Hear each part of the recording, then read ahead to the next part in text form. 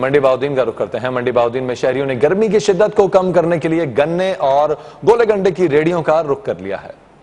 منڈی بہاؤدین میں جیسے ہی سورج نے اپنے تیور بدلے ہیں اور گرمی کی شدت میں اضافہ ہوا ہے، شہر بھر میں جگہ جگہ پر گنے اور گولے گنڈے ٹھنڈے مشروبات فروخت کرنے والوں کی ریڑیاں سج گئیں۔ کوئی گرمی کی شدت کو کم کرنے کے لیے گنے کا رس پی رہا ہے تو کوئی گولا گنڈا کھا رہا ہے۔ اس صورتحال میں گنے کا رس بیچنے والوں کی بھی خوب چاندی ہو رہی ہے۔ ان کا کہنا ہے کہ گرمی کے آتے ہی ان کا سیزن اچھا ہو جاتا ہے۔ ان کا مزید کہنا تھا کہ ہم سستا اور معیاری جوس بیچ رہے ہیں جس سے شہری خوب لطف اندوز ہو رہے ہیں۔ دوسری جانب محکمہ موسمیات کا کہنا ہے کہ گرمی کی شدت میں مزید اضافے کا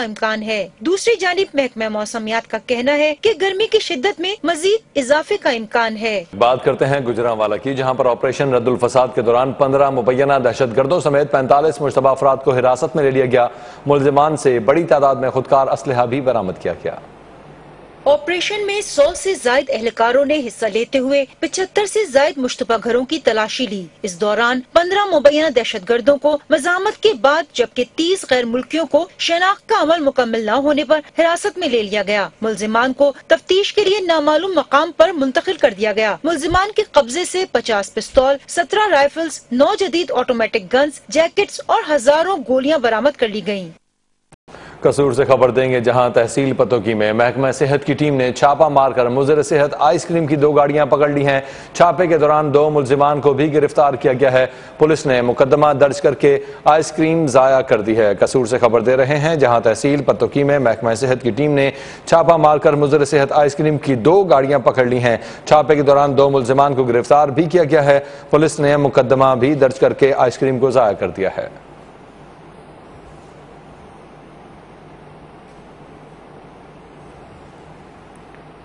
ملک بھر میں آپریشن رد الفساد بھرپور انداز میں جاری ہے۔ ڈیرہ غازی خان میں آپریشن کے دوران 3 دہشت گرد مارے گئے۔ مختلف شہروں سے مطلوب دہشت گردوں سمیت متعدد ملزمان دھر لیے گئے۔ تفصیلات اس رپورٹ میں دیکھیے۔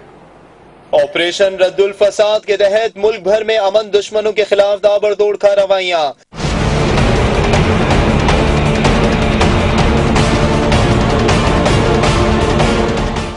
ڈیرہ غازی خان میں قانون نافذ کرنے والے اداروں کی بڑی کارروائی۔ آپریشن کے دوران 3 دہشت گرد مارے گئے۔ بھاری تعداد میں بارودی مواد اور اسلحہ برآمد کر لیا گیا۔ پشاور میں سی ٹی ڈی کی بڑھ بیر میں کارروائی۔ پنجاب پولیس کو مطلوب ٹارگٹ کلر کو گرفتار کر لیا گیا۔ حافظ آباد سے افغان باشندوں سمیت 57 مشتبہ افراد دھر لیے گئے۔ لودھرا میں پولیس نے سرچ آپریشن کے دوران 7 مشکوک افراد کو حراست میں لے لیا۔ بھکر کے علاقے دریا خان میں بھی سرچ آپریشن میں 3 اشتہاریوں سمیت 8 ملزمان پکڑے گئے۔ سرگودا کے مختلف علاقوں سے سرچ آپریشن کے دوران 11 افراد کو گرفتار کر لیا گیا۔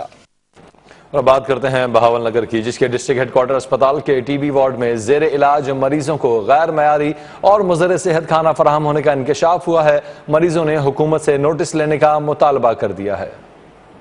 ڈسٹرکٹ ہیڈ کوارٹر اسپتال کے ٹی بی وارڈ میں زیر علاج مریضوں کو غیر معیاری کھانا فراہم ہونے کا انکشاف ہوا ہے۔ کچن میں حفظان صحت کے اصولوں کی پامالی بھی معمول بن چکی ہے، جس کے باعث مریض شفایاب ہونے کے بجائے الٹا دیگر امراض میں مبتلا ہو رہے ہیں۔ کچن میں جگہ جگہ گندگی کے ڈھیر لگے ہوئے ہیں۔ دیواروں اور چھت پر مکڑی کے جال دکھائی دے رہے ہیں۔ مریضوں نے حکومت سے معاملے پر نوٹس لینے کے ساتھ ذمہ داروں کے خلاف سخت کارروائی کا بھی مطالبہ کیا ہے۔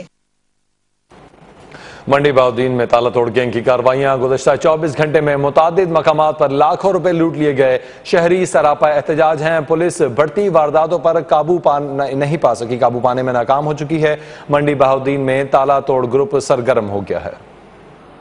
منڈی بہاؤدین میں گزشتہ 24 گھنٹے میں تالا توڑ گینگ نے خطیب مسجد مولانا عارف کو لوٹنے کے ساتھ ساتھ جنرل بس اسٹینڈ کی دکانوں کے تالے توڑ کر 17 لاکھ روپے کی نقدی اور سامان لوٹ لیا۔ پولیس کی روایتی بے حسی پر شہری سراپا احتجاج بن گئے۔ متاثرین کا کہنا ہے کہ پولیس صرف ناکے لگا کر شریف شہریوں کو پریشان کرتی ہے، جبکہ چوروں اور ڈاکوؤں کے خلاف کوئی کارروائی نہیں کی جاتی۔ متاثرین نے وزیر اعلیٰ پنجاب، آئی جی اور ڈی پی او سے تالا توڑ گینگ کی گرفتاری اور اپنے لوٹے گئے سامان کی واپسی کی اپیل کی ہے۔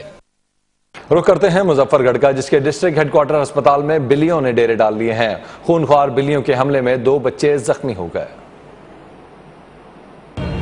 اسپتال کے مختلف وارڈز میں موجود بلیوں نے مریضوں کا جینا حرام کر دیا۔ اسپتال ذرائع کے مطابق چلڈرن وارڈ میں خونخوار بلی نے بستی چمن کی رہائشی سعید بی بی کی بچی سعدیہ کی 3 انگلیاں چبا ڈالیں۔ بچی کی چیخو پکار سے قریب موجود خواتین اکٹھی ہو گئیں تو بلی فرار ہو گئی۔ بلی نے چلڈرن وارڈ کے بیڈ نمبر 18 پر موجود بچے محمد حسنین کو بھی بازو پر پنجے مار کر زخمی کیا۔ اسپتال انتظامیہ نے معاملہ چھپانے کے لیے محمد حسنین کو ڈسچارج کر کے گھر بھیج دیا۔ نیوز 1 نے دونوں متاثرہ بچوں کی تصاویر اور اسپتال کے وارڈ میں بیڈز پر بلیوں کی آزادانہ کھیلنے کودنے کی ویڈیو بھی حاصل کر لی۔ ڈپٹی کمشنر سیف انور کی جانب سے واقعے کا نوٹس لینے کے بعد اسپتال میں بلیاں مکاؤ مہم شروع کر دی گئی۔ اسپتال ذرائع کے مطابق اب تک 6 بلیاں پکڑی جا چکی ہیں۔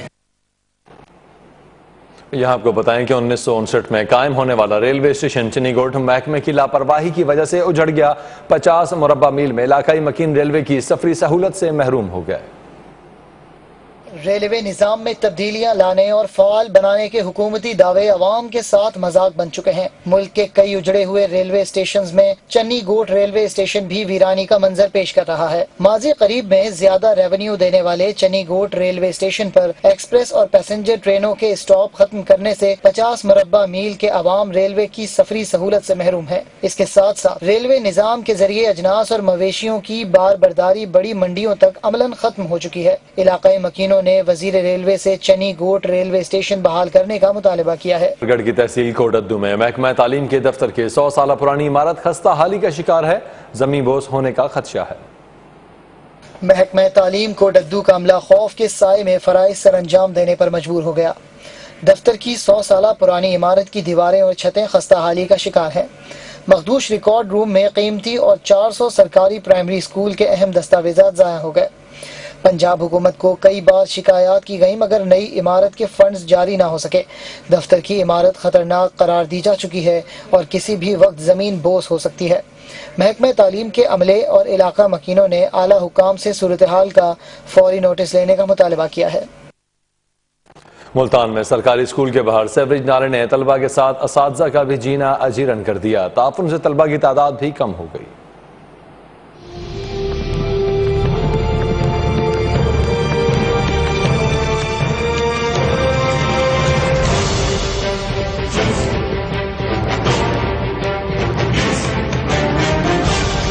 یہ ہے بستی نانڈلا کا گورنمنٹ ایلیمنٹری اسکول۔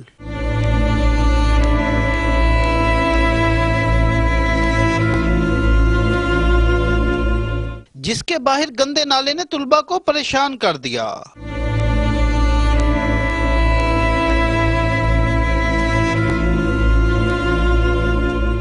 تعفن پھیلنے سے طلبہ جلدی بیماریوں کا شکار ہو رہے ہیں۔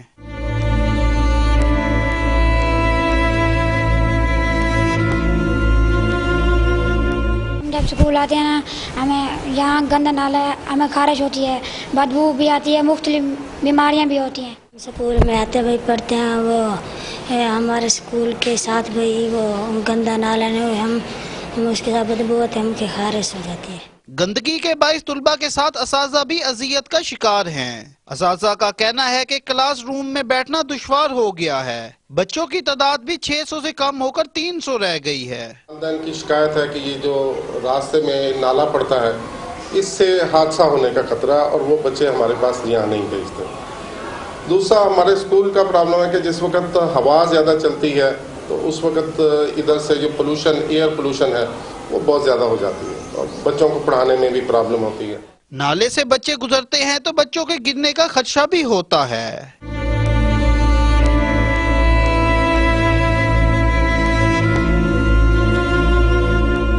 خوف میں مبتلا بچوں نے انتظامیہ سے نالا ڈھانپنے کے ساتھ صفائی کے بہتر انتظامات کا بھی مطالبہ کیا ہے۔ بدبو اور تعفن سے ان طلبہ کا پڑھنا محال ہو گیا ہے۔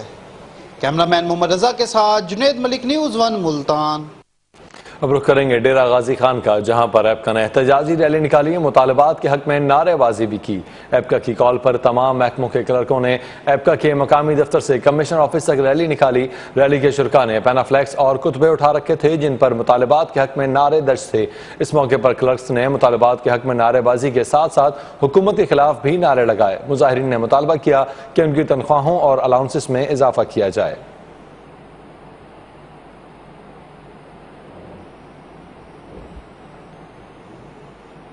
اب کچھ بات کرتے ہیں گندم اور اس کی کٹائی کی۔ سندھ بھر میں گندم کی کٹائی اور سرکاری سطح پر گندم کی خریداری جاری ہے، لیکن ہمیشہ کی طرح اس بار بھی کاشتکار محکمہ خوراک کی بدعنوانی اور اقربا پروری سے پریشان ہیں۔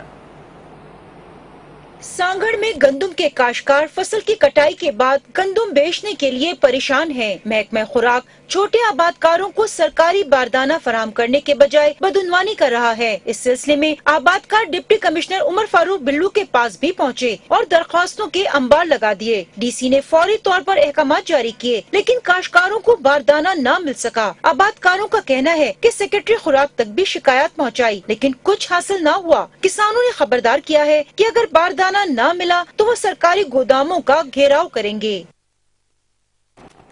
دوسری جانب وزیر خوراک پنجاب بلال یاسین کہتے ہیں کہ رواں سال گندم کی فصل بہتر ہوئی ہے، کسانوں کے مسائل کا حل اولین ترجیح ہے۔ فیصل آباد میں میڈیا سے گفتگو کرتے ہوئے بلال یاسین نے کہا کہ کسانوں کے لیے زرعی آلات سستے کرنے، کھاد اور بیج پر اربوں روپے کی سبسڈی دی جا رہی ہے۔ انہوں نے بتایا کہ 20 لاکھ میٹرک ٹن گندم کا اضافی اسٹاک ہونے کے باوجود کاشتکاروں سے 40 لاکھ میٹرک ٹن گندم خریدی جائے گی، جس کے لیے حکومت پنجاب کو 130 ارب روپے سبسڈی کی مد میں برداشت کرنے پڑیں گے۔ مارکیٹ میں نرخ کم ہونے کے باوجود 1300 روپے فی 40 کلو گرام کے حساب سے گندم خریدی جائے گی، جس کے لیے صوبے بھر میں 300 خریداری مراکز قائم کیے گئے ہیں۔ گندم خریداری مہم کو شفاف بنانے کے لیے مکمل مانیٹرنگ کی جائے گی۔ انہوں نے یقین دہانی کرائی کہ کاشتکاروں کو ان کا حق دینے کے لیے مڈل مین کا کردار ختم کر دیا، شکایت پر کارروائی ہوگی۔ نیوز ون بنا سوات کی لڑکی طاہرہ کی آواز، خبر نشر کی اور دنیا کو بتایا کہ غربت کے باوجود باصلاحیت لڑکی آئی ٹی کے شعبے میں بڑا کام کر سکتی ہے۔ خبر نشر ہوتے ہی ہوا ایکشن، لڑکی کو وہ مل گیا جس کی اس کو ضرورت تھی۔ رپورٹ کر رہے ہیں رفیع اللہ خان۔ سوات کی غریب اور نادار مگر دلیر اور باہمت بچی کے حوالے سے نیوز ون نے سٹوری بریک کی تھی، جس کے بعد لوگوں نے ان سے رابطے شروع کیے اور ان کی مالی مدد کی۔ ساتھ بہت سارے لوگوں نے رابطہ کیا، مطلب ہیلپ کرنے کے لیے، جن میں سے کچھ لوگوں نے میرا ہیلپ بھی کیا۔ آصفہ بھٹو زرداری اور ایک انہوں نے میری امی کے علاج کے لیے 2 لاکھ روپے بھیجے، میں اس کی بہت زیادہ شکر گزار ہوں۔ اس کے علاوہ انہوں نے مجھے ایک اچھی یونیورسٹی میں پڑھنے کی آفر بھی دی۔ طاہرہ نے بتایا کہ ان کی ماں بہت خوش ہے اور وہ امداد کرنے والوں کے علاوہ نیوز ون کی پوری ٹیم کو دعائیں دیتی ہے۔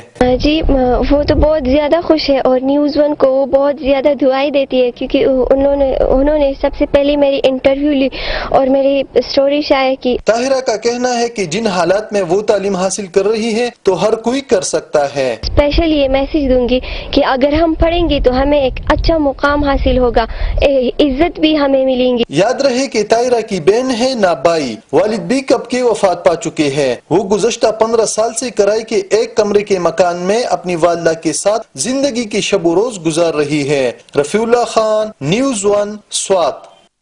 کچھ دیگر خبروں کی جانب بڑھتے ہیں۔ پھول نگر میں موٹر وے پولیس اور مقامی ٹرانسپورٹ کمپنی کے تحت ٹریفک آگاہی مہم کا سلسلے میں ڈرائیوروں کے لیے ورکشاپ کا اہتمام کیا گیا۔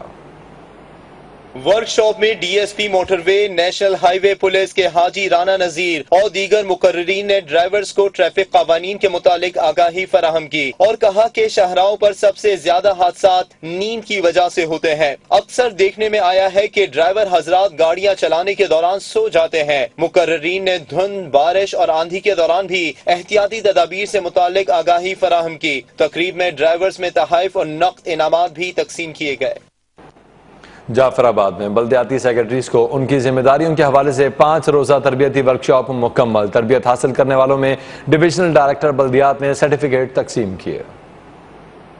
ورکشاپ میں جعفر آباد اور جھیل مکسی کے اضلاع کے 37 بلدیاتی سیکرٹریز نے حصہ لیا۔ ورکشاپ میں بلدیاتی سیکرٹریز کو مقامی حکومتوں کے مالیاتی نظام، local grants committee, divisional coordination committee, budget سازی سمیت دیگر امور پر تفصیل کے ساتھ ان کی ذمہ داریوں کے حوالے سے ٹریننگ دی گئی۔ تربیت حاصل کرنے والوں میں ڈویژنل ڈائریکٹر بلدیات غلام سرور نے سرٹیفکیٹ تقسیم کیے۔ اس موقع پر تربیت حاصل کرنے والے سیکرٹریز نے اس عمل کو اچھا اور عوام کے لیے فائدہ مند قرار دیا۔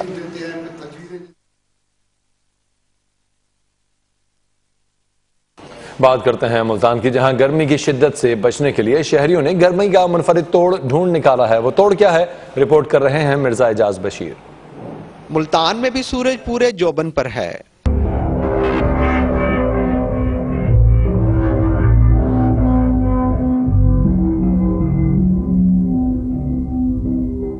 चलचलाती गर्मी और तपती धूप से बचने के लिए मुल्तानियों ने मुनफरद तौर ढूंढ निकाला है।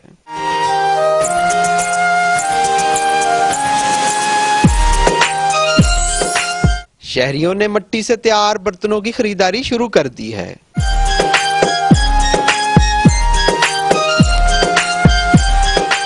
रंग बिरंगे घड़े, गिलास, प्यालियां, परात, हंडिया और वाटर कूलर तवज्जो का मरकज बन गए हैं।